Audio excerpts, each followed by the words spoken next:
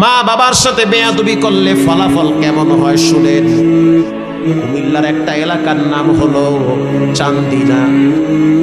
ওই চান্দিনার একজন লোক আছে, তিনি হলো ডাক্তার, থাকে ঢাকায় মুগদায়। তিনি আমাকে বলল, হুজুর মায়ের সাথে বেয়াদবি করলে যে কি হয় এটা আমি চোখ দিয়ে দেখছি। প্রতি জুমায় তিনি আমার মসজিদে নামাজ পড়ে। ডাক্তার মানুষ, MBBS ডাক্তার, অনেক বড় সম্মানী ব্যক্তি। তিনি বলল, হুজুর আমার বাড়ির পাশে এক মহিলা তার বাচ্চাকে নিয়ে অনেক কষ্ট করে বড় হয়েছে। বড় হওয়ার পরে স্বামী মারা গেছে।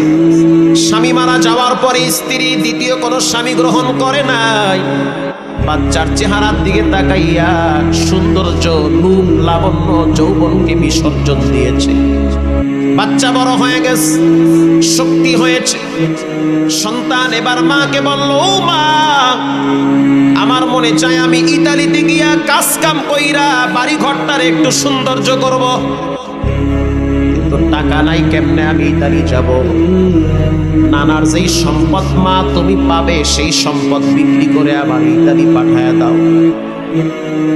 এবার মা সিদ্ধান্ত নিল যে বাবার পৈতৃক সম্পদ বিক্রি করে সন্তানকে ইতালিতে পাঠাবো।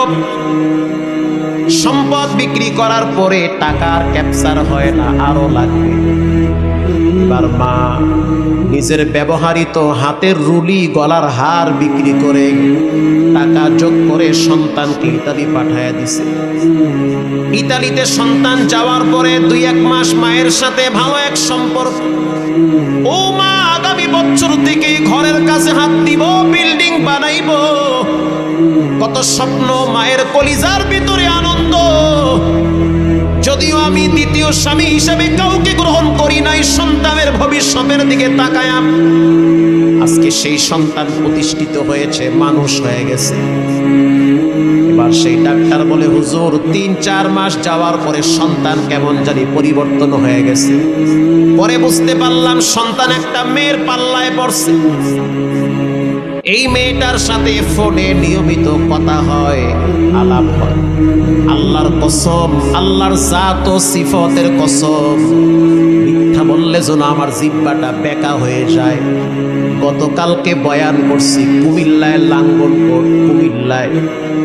গাড়িতে বসলাম, এক ভদ্রলোক আইসা চোখের পানি ছেড়ে কেঁদে দিয়েছে, হুজুর আমার সন্তান এখন কন্টিনিউ SSC পরীক্ষা দেয়, কিন্তু আমার সন্তান একটা মেয়ের পাল্লায় পড়ে পরিবর্তন হয়ে গেছে।